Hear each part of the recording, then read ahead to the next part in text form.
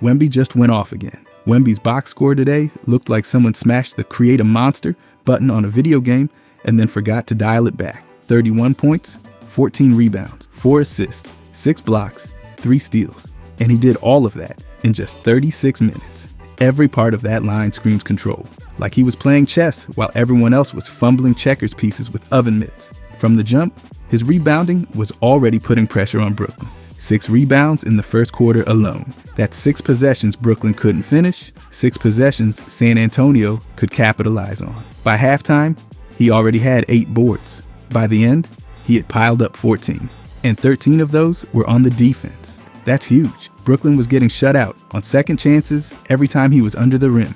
One offensive board just shows he wasn't hunting empty stats. He was positioning himself where it counted. And then there's the scoring. He had 18 points by the half, already putting up numbers that most starters would be satisfied with across a whole night. But nope, he kept pushing. 22 points by the end of the third, and then he finished with 31, doing it on 9 of 21 shooting. That might not look blazing hot, but combine that with 10 made free throws, and you see where the efficiency really came from. 10 of 15 from the line is a steady clip, and the fact he got to the line that many times tells you how much pressure he put on the net's interior. He wasn't just chucking it up from outside either, though when he did, he was lights out. 3 of 6 from beyond the arc. That's 50% from deep for a guy who's 7'4". That spacing is brutal for any defense to manage. He drags bigs out to the perimeter and still has the length to shoot over guards like they're not even there. Brooklyn had no answer for that kind of range, but the real separation between Wemby and, well, everybody else was on defense. 6 blocks. And these weren't just stat padding rejections. They mattered. Brooklyn shot themselves into a hole early, and Wemby swatted away any hopes they had of crawling back in comfortably. By the end of the third, he already had 5 blocks. Think about that. 22 points and 5 blocks before the fourth even started. That's not normal. That's ridiculous. By the way, if you guys enjoy these deep dives, I'll be posting every day. I genuinely appreciate if you could subscribe. Thanks. Anyways, Wemby didn't stop there either. Add 3 steals to the mix. That's not something you expect from a big. He's not just patrolling the paint. He's jumping passing lanes, deflecting dribbles, just wrecking plans all over the floor. Brooklyn couldn't even complete a simple offensive set without him looming nearby. His wingspan just warped space. By the final buzzer, he had a plus-minus of plus 13. And considering, San Antonio ended up winning by 11. That stat just glows. When he was on the floor, they controlled the game. When he sat, things got shaky. That tells you everything about his value in this one. The impact was real, and it was everywhere. He only turned the ball over twice. That's wild, when you remember he was the offensive focal point for most of the game. Every double team, every help defender, every trap. It was all directed at him. 2 turnovers in that kind of spotlight? That's just control. Add in only 3 fouls on the other end, and you see a guy playing aggressive without getting reckless. It's also worth pointing out just how consistent he was throughout the game.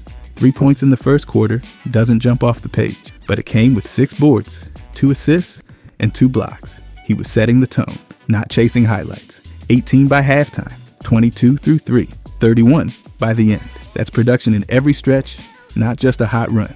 Let's talk about the shot distribution too. 9 made field goals on 21 attempts is a bit under 50%, but combine that with his shooting from deep and his work at the free throw line, and the overall efficiency is solid. It's not about the field goal percentage in a vacuum. It's about how he got his points. He forced Brooklyn to foul. He stepped out and hit threes. He moved without the ball and capitalized on mismatches. His shot chart would look like a mess for any defense coordinator trying to plan against him. Now look at this. 18 total blocks this season already. That's not from the team. That's just from him. The next closest player?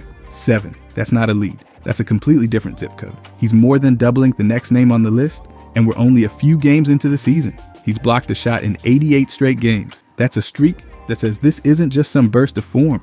This is the norm. He didn't just put up the best stat line of the game. He put up a stat line that would be the best in a lot of games. 30 points, double-digit rebounds, 4 assists, 6 blocks, and multiple steals. That's rare territory. You could search box scores for a week and not find another player doing that right now. And that includes guards, wings, and bigs. Nobody's hitting all those categories at once with this kind of consistency. San Antonio might have blown a 26-point lead at one point, but with Wemby still out there, they closed the game strong. A 10-0 run to finish it off, and he was in the middle of everything. He might not have scored every bucket, but his presence shifted the geometry of the court. Brooklyn couldn't get clean looks with him hovering near the rim. They couldn't double other players without risking giving him space. He was the gravitational pull the rest of the team orbited around. If you strip away all the context, all the emotion, all the fan talk, just look at the numbers. It's obvious. This wasn't just a good game. It was a dominant, complete, start-to-finish performance that stretched both ends of the court. Scoring, rebounding, passing, blocking, stealing. He touched every part of the stat sheet and left fingerprints all over the win. There's no fluff here. 31 points, 14 boards, 4 assists, 6 blocks, 3 steals, 13 defensive rebounds, 10 made free throws, 50% from deep, all in 36 minutes, with just 2 turnovers and 3 fouls. That's a clean, terrifying stat line from a player who's clearly just warming up. But when you break it down, Wemby has been insane so far. Let's start with his offense. Wemby's offensive numbers this season are quietly turning into something serious. And the deeper you dig, the louder they start to scream. There's not much fluff in his game. It's all hard data, and it's stacking up fast. Let's start with the true shooting percentage. He's sitting at 59.4% right now. That's putting him in the 75th percentile across the league. When you factor in the shots he's taking and the way defenses load up on him, that number means more than it would for someone just catching lobs or living in the dunker spot. He's not being spoon-fed easy looks. He's manufacturing offense in real time. His shot quality score is 48.9. That's in the 59th percentile. So he's not getting elite looks, yet he's still scoring with real efficiency. That gap between quality and output is where the difference shows. Players in that range usually dip in efficiency unless they're capable of creating separation or handling contact. He's doing both. His size helps, sure, but he's not just dunking on smaller players. He's shooting from the outside, working off movement, drawing fouls, the whole package. Speaking of fouls, his free throw rate is sitting at 31.7%. That puts him in the 80th percentile, which is wild. That means for every 3 shots he takes, he's earning a trip to the line on at least one of them. He's getting defenders off-bound, baiting contact, and forcing whistles. And this isn't just luck. Drawing fouls at that rate shows he's understanding how to manipulate positioning, where to drive, and how to stay aggressive without overreaching. Now the 3-point attempt rate tells a bit of a different story. He's at 27.8%, which puts him in the 29th percentile. So he's not chucking it from outside every other possession. But that's not a knock. It's more of a sign that he's picking his spots. He's not relying on threes to boost his scoring. He uses them as a change of pace, a way to stretch out defenders and open the lane. The efficiency from deep has been solid, and even if the volume isn't sky high, the threat is always there. Defenses still have to respect it, and that makes everything else he does even more dangerous. His offensive rebounding, sitting at 0 percentile, but let's not make that into a disaster headline. The offensive glass isn't where he's being asked to make his mark. He's spending a lot of time on the perimeter or playing in space. He's not crashing the boards like a traditional 5. That's by design. The system spreads the floor and lets him operate more like a forward than a post-up center. So yeah, the 0 there is more a reflection of role than effort. Now his contextual turnover rate, or CTOV, is 9.4%. That's pretty low volume, putting him in the 22nd percentile. This is where you see some of the growing pains. Not every pass is sharp, not every dribble is clean, but he's clearly working through those wrinkles without them costing the team possessions in a major way. The turnover rate isn't elite, but it's far from a red flag. Let's look at the load though. It's 47.1, which lands him in the 95th percentile. That's the context you need when judging any of the previous stats. He's carrying a massive offensive burden. Nearly the entire offensive system is tilted toward him right now. He's being asked to do a ton, and not just score, but initiate, attract, double teams, create space, make reads. Players with that kind of load usually see efficiency drop, not hold steady. But his true shooting's still in that top quarter of the league. That's not common. His creation stat is 7.3. That's sitting in the 91st percentile. So now we're seeing how he's not just finishing plays, he's starting them too. That means he's self-generating offense, creating shots for himself, breaking down defenders one-on-one, and putting pressure on defenses without needing a set play to get him going. It's rare air. That kind of creation is usually reserved for guards or wing scorers who live with the ball in their hands, but he's already operating in that space while being 7'4". Then there's portability. He's at 3.6, landing in the 42nd percentile. That stat's all about how well his skills translate across different systems or roles. So while he's thriving right now with a high usage role, there's room for growth in terms of fitting seamlessly into other lineups or sharing offensive touches. That's fine. He's not a plug-and-play catch-and-shoot guy, and he's not supposed to be. He's a foundational piece, not a complimentary one. His passer rating is 4.1, which puts him right in the middle at the 53rd percentile. So, we're not looking at a Jokic-level facilitator, but we are looking at a player who can make the right read when needed. He's not just catching and launching. He's recognizing traps, hitting cutters, moving the ball when the lane closes. And that balance matters. He's not freezing out teammates or stopping the flow. He's working within it and still putting up high usage numbers. Let's move to crafted offensive plus minus, a more advanced all-in-one metric. He's at 1.9, which places him in the 93rd percentile. That's a huge number for someone this early in their career.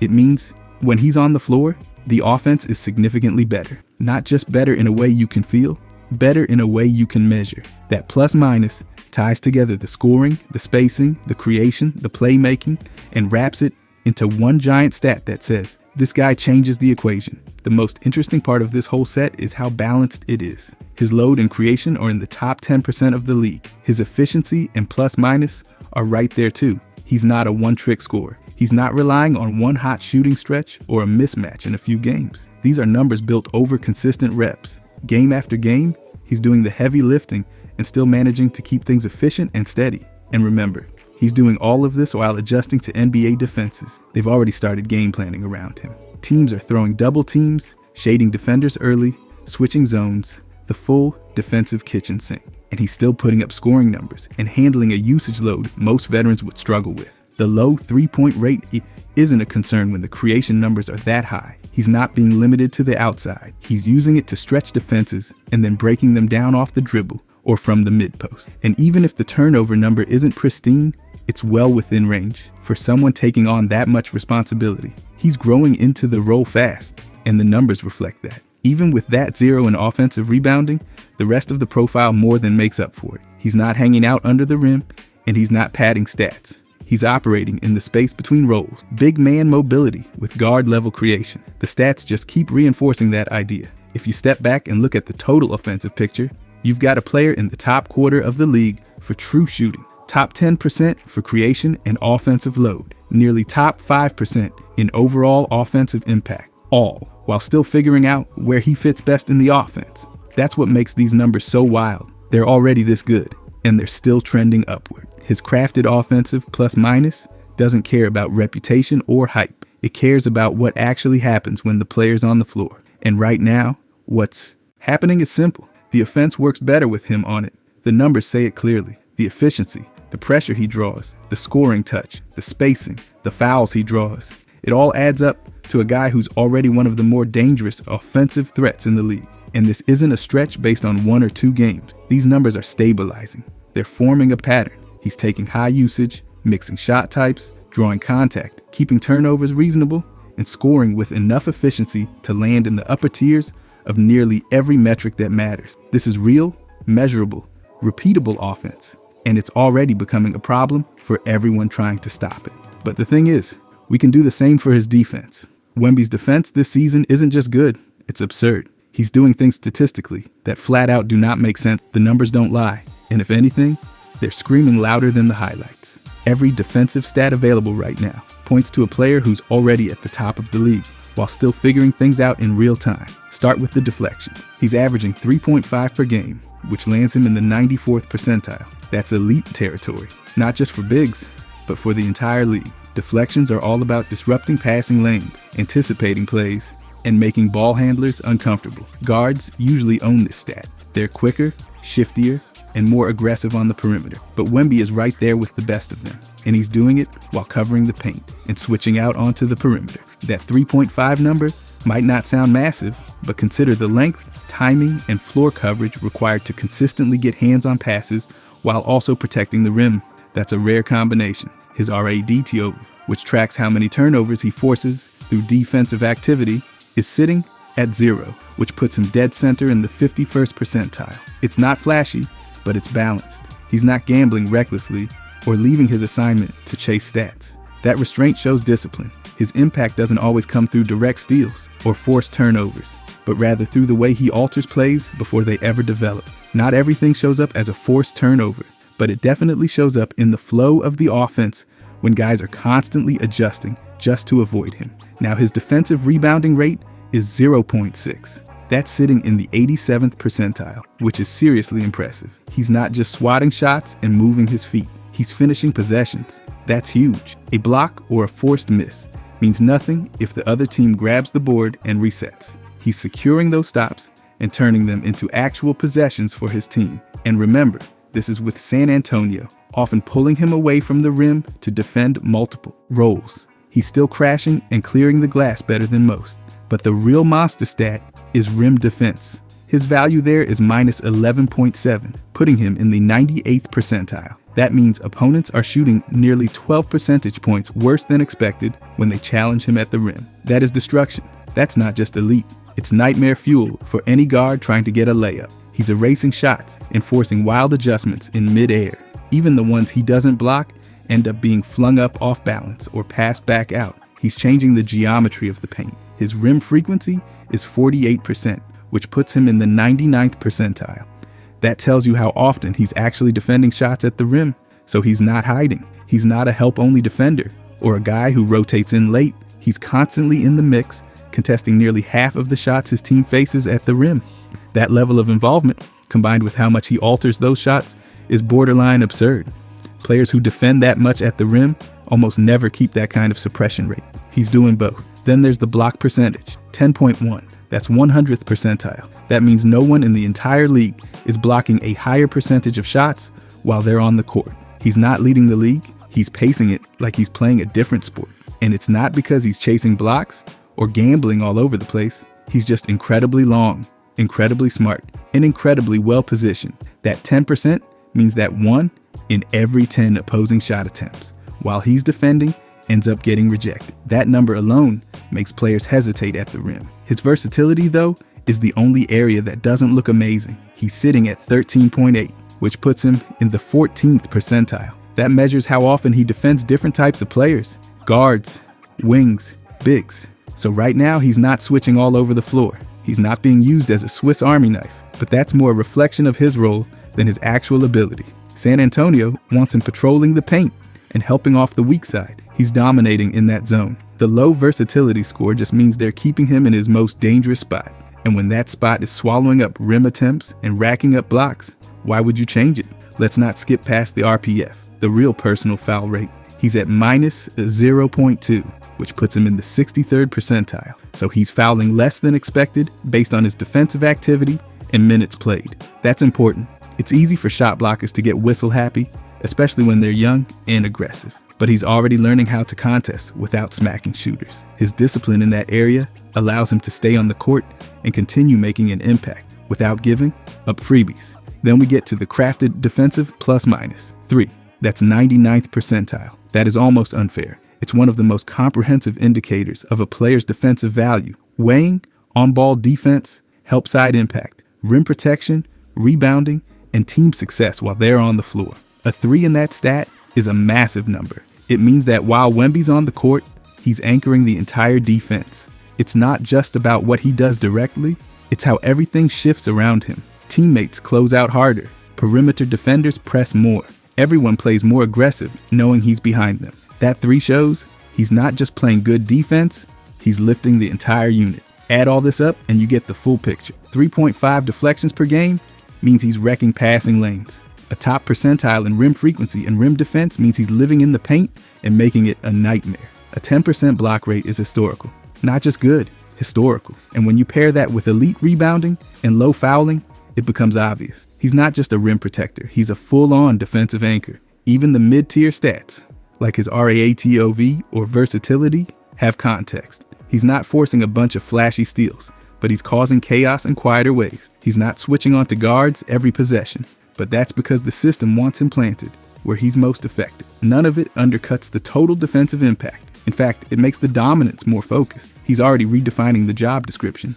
Most bigs block shots, sure, but they also tend to be slow to recover, weak on the perimeter, or foul prone. He's not showing any of those red flags. He's moving well, staying upright, keeping his hands high, and reading plays like a veteran. Opponents are having to work through entire extra layers of offense just to get shots off. And again, this isn't being built off 1 or 2 matchups. This is a growing sample size. This is starting to stabilize. He's not going to drop from a 100th percentile block rate to the middle of the pack overnight. The instincts, the length, the anticipation, it's all baked in. You can't coach this kind of impact. You either have it or you don't, and he has it in spades. Let's circle back to the rebounding. 0.6 on the defensive boards, in the 87th percentile, while contesting that many shots at the rim. That's energy, that's effort. A lot of bigs will go for one or the other. They'll either challenge the shot or go after the rebound. He's doing both. That double effort kills second chance scoring and resets the pace for his own team. There's no let up in those moments. The deflections, too, show how active he is with his hands. A lot of shot blockers rely entirely on vertical contests and shot timing. Wemby's playing the whole floor. He's sticking arm, in passing lanes, flicking out steals, poking at ball handler, disrupting everything. That constant activity is exhausting for offenses. They never get a break. The crafted, defensive plus minus wraps it all into one final statement. He's not a role player doing one thing well. He's a franchise-level defensive presence who tilts every possession. When he's on the floor, the numbers say San Antonio gets better on defense across the board. And it's not subtle, it's dramatic. A +3 in that category is hard to earn. Every team that steps onto the court against him has to game plan around. And it's not just because of the blocks, it's the rebound, the discipline, the closeouts, the contest, the way he forces teams into late clock situations and second guessing. The defensive numbers back all of it up. Wemby's defense this season isn't just promising, it's complete, it's efficient, it's suffocating, and it's already a problem for the league. Overall though, it's not just that Wemby is good, it's that everything about the way he's performing looks like it's happening 5 years too early. The way he handles his role doesn't look like someone learning the league. It looks like someone who already studied the manual, rewrote it, and then told everyone else to catch up. The most dangerous part? He doesn't even look maxed out yet. This version of him might be the floor. The word impact gets thrown around too easily in basketball, but with him, it's the only word that actually fits. Offense, defense, transition, half court. Every part of the game is being pushed in a direction that bends around his skill set. He's warping rotation, baiting schemes, wrecking offensive timing, and forcing teams to second guess themselves before the ball even crosses half court. There's this constant undercurrent in every possession he touches, like the game is shifting tempo just to keep up with him. He's not dominating in the way that looks wild on highlight reels, even though those exist too. He's dominating by being present. He's overwhelming with positioning, with angles, with anticipation. He's forcing teams to abandon good looks. He's making defenders pick the lesser of two bad options. It's not just about who he's guarding or who's guarding him. It's about how the entire floor changes just because he's standing there. Players are rushing decisions. Coaches are calling timeouts they don't want to burn. It's like having a cheat code on both ends of the floor and still pretending it's fair. What makes all of it more unreal is how smooth it looks. There's nothing forced about how he plays. The footwork, the movement, the decision making, it all flows. He doesn't chase plays, he absorbs them. He's not flailing around, hoping for something to happen. He's controlling the sequence, pushing players exactly where he wants them to go, and then closing the door when they get there. Offensively, it's the same story. He doesn't hunt stats. He doesn't press when shots aren't falling. He just moves into space, takes what's there, and leaves a trail of broken coverage behind him. This version of him is already a nightmare for every position on the floor. Guards can't shoot over him. Forwards can't stay in front of him. Bigs can't outjump him. He's drifting between roles like the rules don't apply. One play, he's covering a perimeter shooter.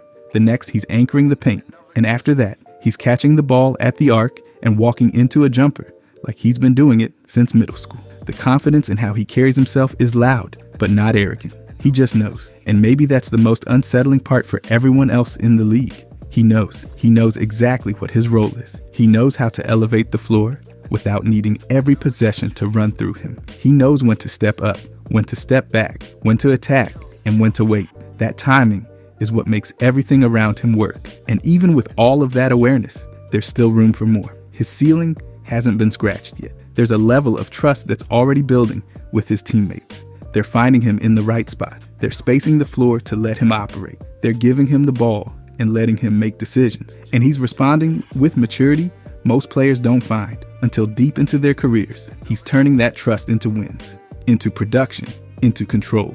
It's hard to overstate how rare that dynamic is for a player this early into his career.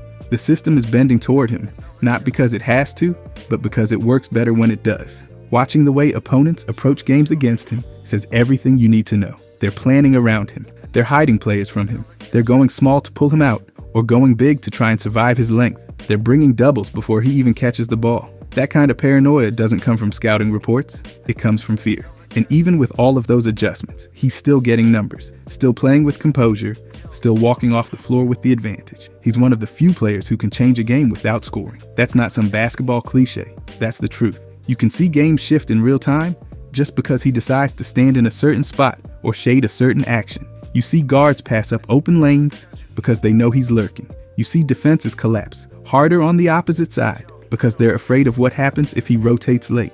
The game reacts to him. It doesn't wait for the ball to find him. It's already tilted when he arrives, and none of it looks like it's maxed out. That's the scary part. Every game shows more tools. Every week shows new reads. He's evolving on the job, building out a style that doesn't look like anyone else's. And there's no formula for it yet.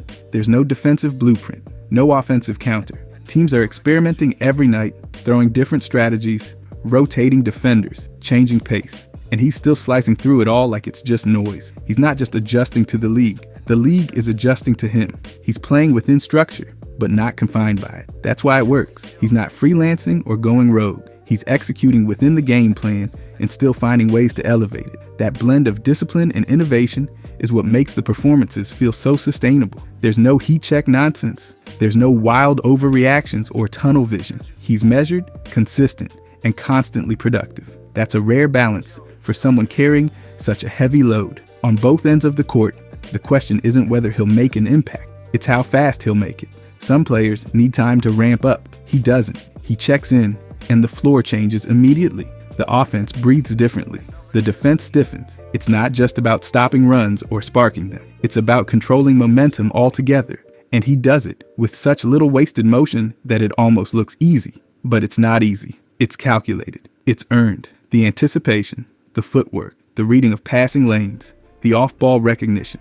None of it happens by accident. Every possession is a puzzle, and he's already solving them faster than most players on the floor. And when the pace picks up, he's not lost. He's still the one directing traffic, still making the right rotations, still applying pressure on every inch of the court. It's the kind of versatility that coaches dream about and players hate preparing for. He's also setting a tone, not just statistically, but mentally. When your anchor plays like this, it forces everyone else to step up. Teammates play tighter defense. They run harder. They share the ball. The standard rises because if he's doing this much this soon, nobody else has an excuse. It's not about raw numbers anymore.